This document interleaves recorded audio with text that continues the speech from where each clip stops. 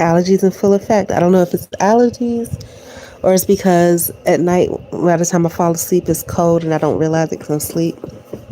And I don't know, that could be it too. But it's Sunday, October 23rd, 2022, about 6:39 a.m. I just woke up. I went to sleep sometime. I think I was in and out of sleep. But I'm going to start off with a quote from Denzel Washington, or that's where I heard it from. It's a paraphrasing of it because I don't have it right in front of me. But he says something like, and this is in regards to your dreams and your goals. Because yesterday I expressed how, hey, I'm not doing anything. And I had a valid reason not to do anything for the past few days, being really, really sick. Then it got to the point where, yesterday, even though I was a little bit not well, I was okay. I should have been able to do things, but it was like I was in a brain fart mode, I was in limbo. I was still like a zombie. I didn't move. And, still I extended kindness to myself about it, but I understood that, we are living in a material girl. I'm not a material girl, but it's a material world that we live in, very capitalistic. And so that means I need to have money. So I need to be earning money. And I need to do things that's going to keep the money that I have circulating the way that it should, because it's a capitalistic economy, right? But, again, I allowed myself grace because I really do believe that, back to Kurt Franklin saying, after you've done all you can, just stand. Or if you don't know what to do, just be still. Be still. Be still so that God can come to you when he's ready and tell you. And, to most people, they'd be like, oh, that's crazy because such and such and such. But no, it's not, because all my life I've had to fight. I've been working since I was 14. Okay. Went through the legal thing, and then I worked all these penny jobs. Then after the legal thing, and, I decided, okay, it's time to heal. Then I got disowned by my mom. And so then, I tried to stay firm, but I guess my countenance, people could tell I wasn't really happy. And so I got tossed around from job to job to job.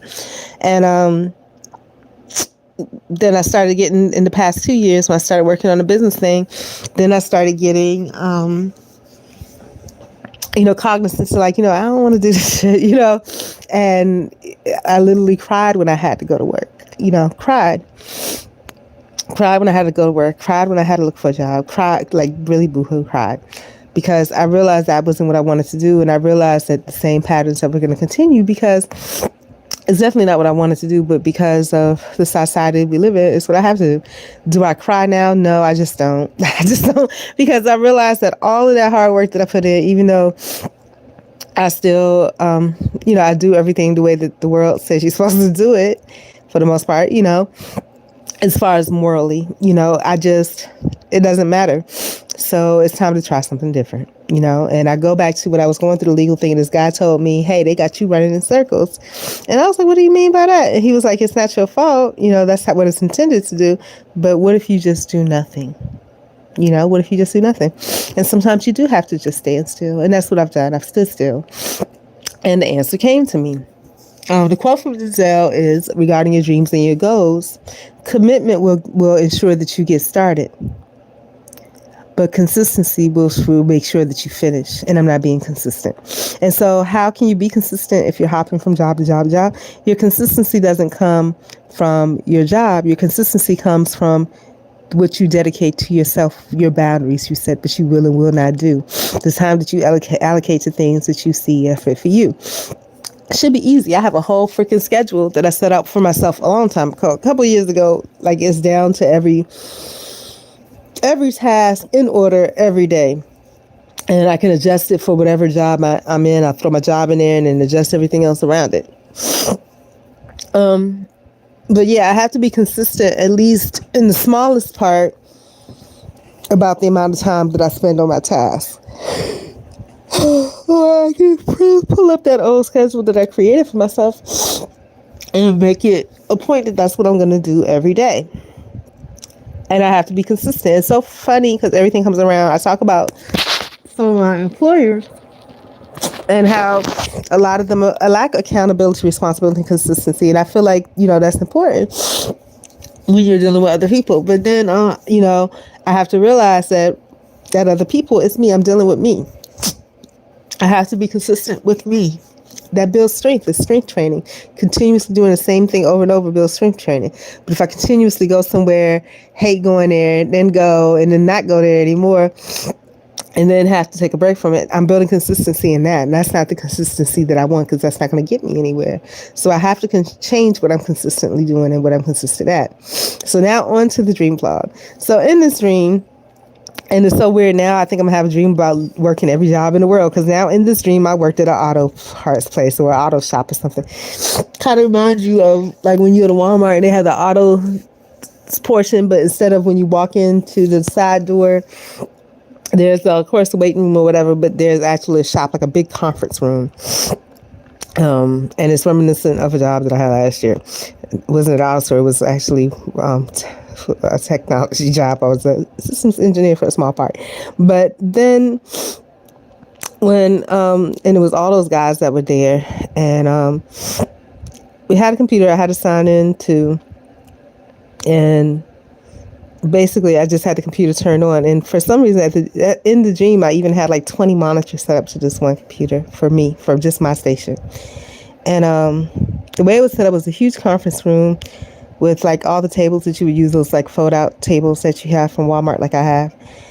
It was lined all the way with the center in the middle, right? I got to sneeze, hold on.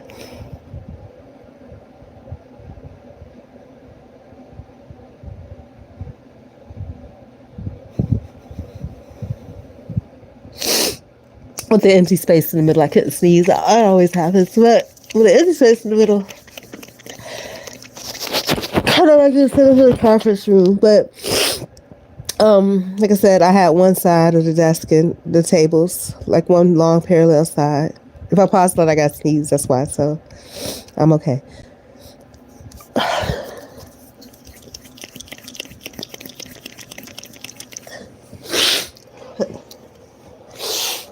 All right, so then it was time for it had 30-minute lunch break, and I'll put like on my screensaver, lunch, whatever, 30 minutes.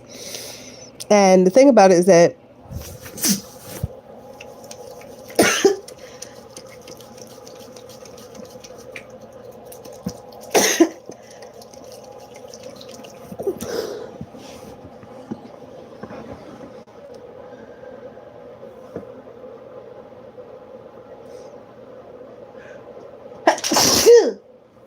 so weird. When I begin to sneeze, my ears start ringing. Like before I sneeze, it's crazy. Okay.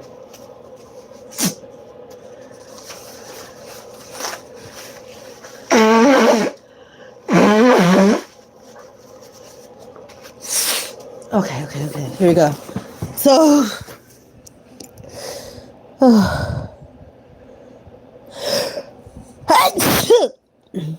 all right. So, yeah. So, of course, we had individual login. Well, no, we didn't. You're supposed to log into your computer, but a manager or somebody at a higher rate had a login for each of the computers. So I was on my lunch break. I take my lunch in front of my computer. This little woman, Asian woman, it's probably Filipino shirt woman, comes by. And, she hits the keyboard on my computer. And I guess she wanted to do something on my computer. And she was seeing, what monitors were attached. Because I guess what she was working on, she didn't want me to see, possibly. And when she logged in, she saw that my monitors went all the way down. I think she just wanted to use it for something leisurely, right? And so then that's when I put my screensaver on there, basically saying I'm at lunch until this time. But then it came to a part of the dream where I don't know if it was supposed to be a rendition of me, but there was this black girl that was real, I want to say voluptuous, but really she was just fat. She was she was fat. And I don't think it was supposed to be me. And at first she was like Indian, then there was like a black version of her. And she had on this long t-shirt, like just one of those real one piece long t-shirts that you would usually pair over jeans. And it was real casual, and there's a bunch of guys that worked there because it's like an auto place, right? But in the dream, I was always in the office. And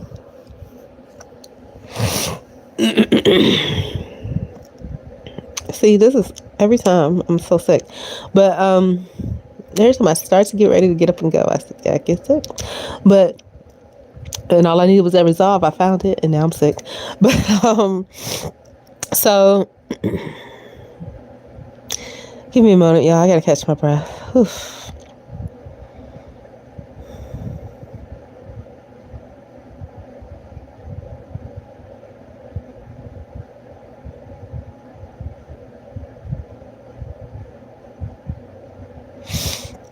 Okay, I'm not fully caught up on my breath, but we're gonna try. So the girl, something was going on with her. She was kind of cute, but it was something that she couldn't do. And then the original guys were like older white men, between like 45 to 60, right?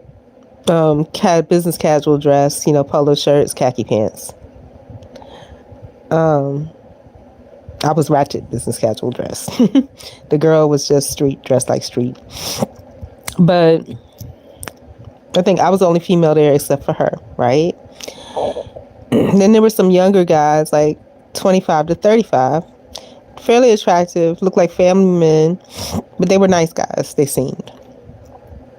And the girl needed help with something, so it seemed like one guy took to her and he was helping her. And then by the end of the day, something was going on with timesheets, and it's that fucked up job that I had. I keep having, something was going on with timesheets again. Whole different job, whole another dream. And so I document everything. So my sheets were already logged, but then they had like a company sign up sheet where you had to sign up to say something was wrong with your time. It was on a piece of paper that was printed out. And I was glad because I said I had to go get my car because I needed my car worked on. So I went to go get my car, which was like 2 blocks down. And whatever area this was in my dream, I had a dream about this area before. And in the old dream, it included Stacey Abrams or somebody that reminded me of her. So I bought my car. It was tight because I had to go across 2 parking lots to get back to the shop. And I pulled it in, and the guy was kind of scared when I pulled in because I was pulling into this real tight, narrow space. But it was all good. When I got back in, I saw they passed the attendance sheet around, and I was like, thank you. Somebody was nice enough to add my name to the end of it, right? And then it's like we had to travel somewhere overnight.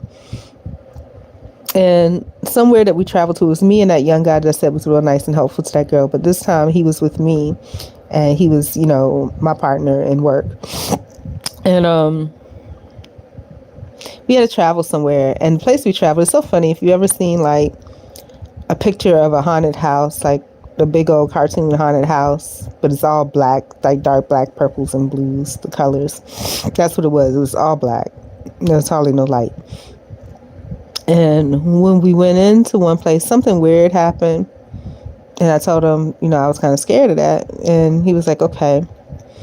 And then we went to another site. And I was up like, it was an old opera house or something, like Phantom of the Opera style. I was up in the balcony, and he was way on the other side. And there was like a bed or something up there. So it was like a red velvet bed. And I decided I was just going to take a nap. All the chairs in there were red velvet too. Seating was all red velvet. I said I was just going to lay there, until they did whatever they did on that side. Then I was going to work on my side.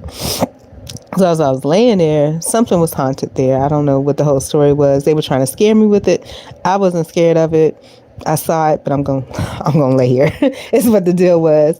And I don't remember the rest of the dream. I kind of woke up from there. It's what I remember.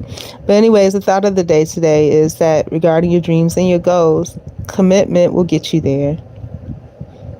Will get you started. Will get you started. Okay, because you really want this so bad. That commitment to that desire will get you started. But if you don't have consistency, you will never finish. That's my message to me that God gave to me that came through some words I heard from Denzel Washington. But I love you guys. Peace out. Bye.